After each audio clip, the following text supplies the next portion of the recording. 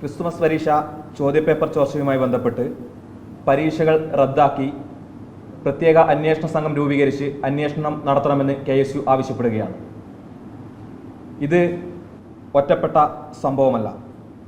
ചോദ്യപേപ്പർ ചോർച്ചയ്ക്ക് പിന്നിൽ പ്രവർത്തിക്കുന്നത് സ്വകാര്യ ട്യൂഷൻ സെൻ്ററുകളും ചില സർക്കാർ എയ്ഡഡ് മേഖലകളിലെ ചില അധ്യാപകരും വിദ്യാഭ്യാസ വകുപ്പിലെ ഉദ്യോഗസ്ഥരും ട്യൂഷൻ സെൻ്ററുകളും ചേർന്നിട്ടുള്ള വലിയ ലോബിയാണ്.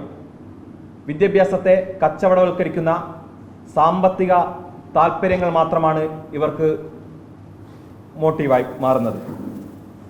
ഇത് കേരളത്തിലെ പൊതുവിദ്യാഭ്യാസ മേഖലയുടെ പരീക്ഷകളുടെ വിശ്വാസ്യതയൊക്കെ തകർക്കാൻ വലിയ കാരണമാകുന്നുണ്ട്. 2024 ക്രിസ്മസ് പരീക്ഷയുമായി ബന്ധപ്പെട്ട് വലിയ രീതിയിൽ വ്യാപകമായ പരാതികൾ ഉയർന്നു വരികയും വിദ്യാഭ്യാസ വകുപ്പിന്റെ ശ്രദ്ധയിൽപ്പെടുകയും വിദ്യാഭ്യാസ വകുപ്പ് ചോദ്യപേപ്പർ ചോർച്ച ഉണ്ടായിട്ടുണ്ട് എന്ന് ഇന്ന് സ്ഥിരീകരിക്കുകയും ചെയ്യുന്ന ഘട്ടത്തിൽ KSUവിന് ഓർമ്മിപ്പിക്കാനുള്ളത്, ഇത് ഇവിടെ ആദ്യത്തെ സംഭവമല്ല. 2024 ക്രിസ്മസ് പരീക്ഷയുടെ ഇംഗ്ലീഷ് പേപ്പറും +1 മേസും ചോർന്നത് ആദ്യത്തെ സംഭവമല്ല. ആദ്യമായി ഇത് റിപ്പോർട്ട് ചെയ്യുന്നത് 2023 ക്രിസ്മസ് പരീക്ഷയുമായി ബന്ധപ്പെട്ടാണ്. KSU അന്ന് DDക്കും വിദ്യാഭ്യാസ വകുപ്പിനും പരാതി നൽകി. അന്ന് DD ഓഫീസിൽ പ്രതിഷേധവുമായി കടന്നു ചെന്ന KSU പ്രവർത്തകരെ പോലീസിനെ ഉപയോഗിച്ചുകൊണ്ട് അടിച്ചമർത്തുകയും കോഴിക്കോട് ജില്ലയിലെ KSU ജില്ലാ പ്രസിഡന്റും ഭാരവാഹികളും ഉൾപ്പെടെ 9ഓളം പേർ ജയിലിൽ അടയ്ക്കപ്പെടുന്ന സാഹചര്യം ഉണ്ടായി. വീണ്ടും 2024 ഓണപരീക്ഷയുമായി ബന്ധപ്പെട്ട് ചോദ്യപേപ്പറുകൾ ചോരുന്നു. MS സൊല്യൂഷൻ ഉൾപ്പെടെ സൈലം ഉൾപ്പെടെയുള്ള സ്ഥാപനങ്ങൾ ചോദ്യപേപ്പറുകൾ ചോർത്തുന്നു എന്ന് KSU പരാതിപ്പെട്ടെങ്കിലും യാതൊരു തരത്തിലുള്ള നടപടികളും സ്വീകരിക്കാൻ വിദ്യാഭ്യാസ വകുപ്പ് തയ്യാറായിട്ടില്ല.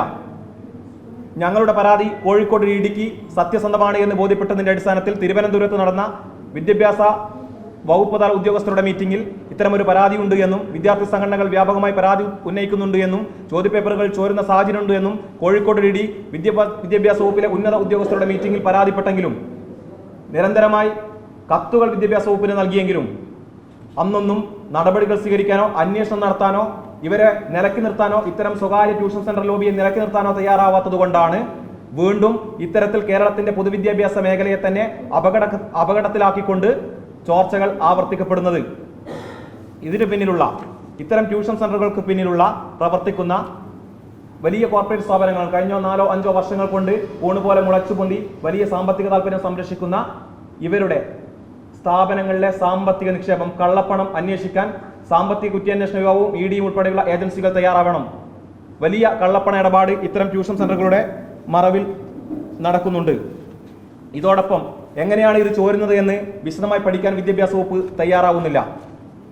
ഈ ചോർച്ച ആവർത്തിക്കപ്പെടുന്ന സമയത്ത് 2 പരാതികൾ നമ്മൾ ചൂണ്ടിക്കാണിക്കുമ്പോഴും ചോദ്യപേപ്പർ തയ്യാറാക്കി BRCയിൽ എത്തിക്കുന്ന ചോദ്യപേപ്പറുകൾ എല്ലാ പരീക്ഷയുടെയും ചോദ്യപേപ്പറുകൾ ഒരുമിച്ച് സ്കൂളുകളിലേക്ക് എടുക്കുകയാണ്.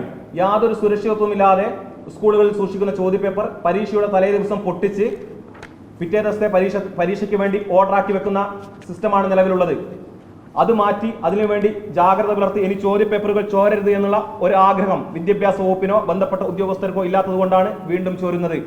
ഇത് ഈ സ്വകാര്യ ട്യൂഷൻ സെന്ററുകളിൽ പ്രവർത്തിക്കുന്ന സർക്കാർ സർവീസിലിരിക്കുന്ന ഉദ്യോഗസ്ഥരെ കണ്ടെത്താൻ വിദ്യാഭ്യാസ വകുപ്പ് തയ്യാറാവണം. അവരാണ് ഇതിനു മുന്നിൽ പ്രവർത്തിക്കുന്നത്.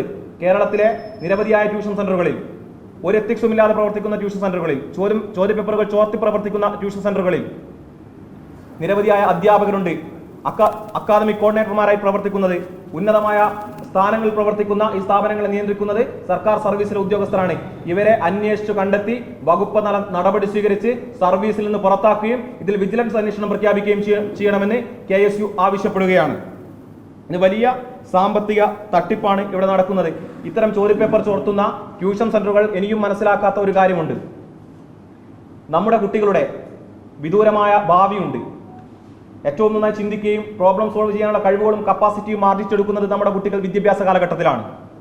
ഇന്ന് നമ്മൾ മനസ്സിലാക്കേണ്ടതുണ്ട്, 2016-17 കാലഘട്ടത്തിലെ നീറ്റ് എക്സാമുകൾ ആദ്യത്തെ 100 റാങ്കിൽ കേരളത്തിലെ കുട്ടികളായിരുന്നു. 43ഓളം കുട്ടികളുണ്ട്.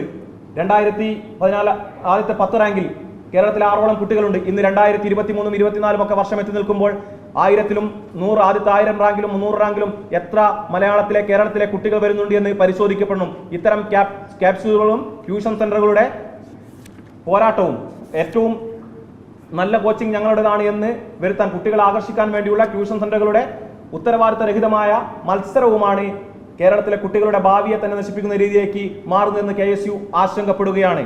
സെൻട്രൽ യൂണിവേഴ്സിറ്റി എക്സാമുകളിൽ എൻട്രൻസ് എക്സാമുകളിൽ നമ്മുടെ കുട്ടികൾ പുറകെ പോകുന്നതിന് കാരണം സർക്കാർ ഇത്തരത്തിലുള്ള മത്സരങ്ങൾ നടത്തുന്ന കിടമത്സരങ്ങൾ നടത്തുന്ന നിയമവിരുദ്ധമായ മത്സരങ്ങൾ നടത്തുന്ന ട്യൂഷൻ സെന്ററുകളുടെ സ്വകാര്യ ട്യൂഷൻ സെന്റർ ലോബിയെ നിയന്ത്രിക്കാത്തതാണ്. കാരണം ഇതിൽ പ്രവർത്തിക്കുന്നത് വലിയ സാമ്പത്തിക ലോബിയാണ്.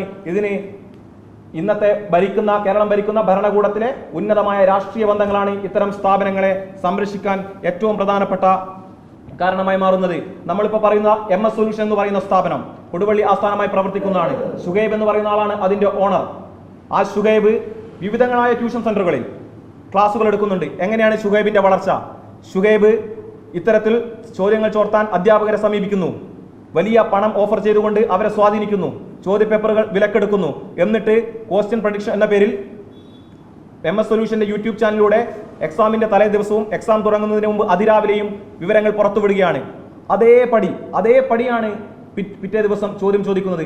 2024 കഴിഞ്ഞ ക്രിസ്മസ് പരീക്ഷയ്ക്ക് ചോദിച്ച ചോദ്യം നമ്മൾ മനസ്സിലാക്കണം. കഴിഞ്ഞ 10 വർഷത്തിനിടെ ചോദിച്ച പാറ്റേണിലല്ല ചോദിച്ചത്. വ്യത്യസ്തമായ ഒരു പാറ്റേണിൽ ചോദ്യം ചോദിക്കുമ്പോഴും ഇതാണ് വരിക എന്നുള്ള 100% ഉറപ്പ്, ഇതേ നിങ്ങൾ പഠിക്കണ്ടു എന്ന് വളരെ അഹങ്കാരത്തോടെയും ആത്മവിശ്വാസത്തോടെയും MS സൊല്യൂഷന്റെ ഉടമയ്ക്ക് ഷുഹൈബിന് പറയാൻ സാധിക്കുന്നത് എവിടെ നിന്നാണ്? ചോദ്യപേപ്പർ ചോർത്തുന്നത് കൊണ്ട് മാത്രമാണ്. അധ്യാപകരൊക്കെ വലിയ ആശങ്കയിൽ പറയുകയാണ്, ഞങ്ങൾക്ക് പോലും മനസ്സിലാവാത്തത് എങ്ങനെയാണ് ഈ ട്യൂഷൻ സെന്ററുകാർക്ക് മനസ്സിലാവുന്നത്?